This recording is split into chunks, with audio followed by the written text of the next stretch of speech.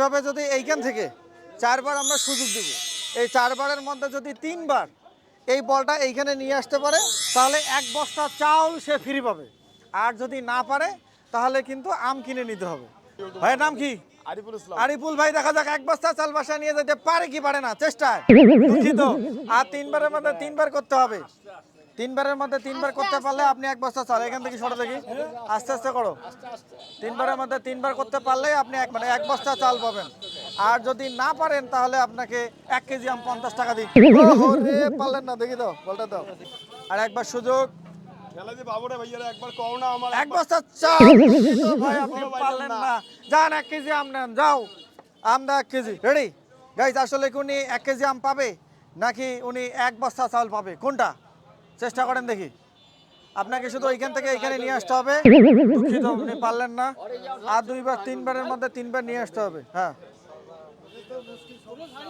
হ্যাঁ, চেষ্টা করেন দেখি, আবার চেষ্টা। হ্যাঁ দুঃখিত, আপনি তবুও পারলেন না।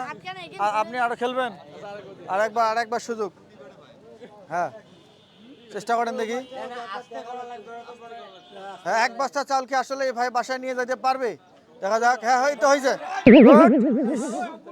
আরো খেলবেন, ট্রাই করবেন, যাও 1 কেজি আম নিয়ে নাও।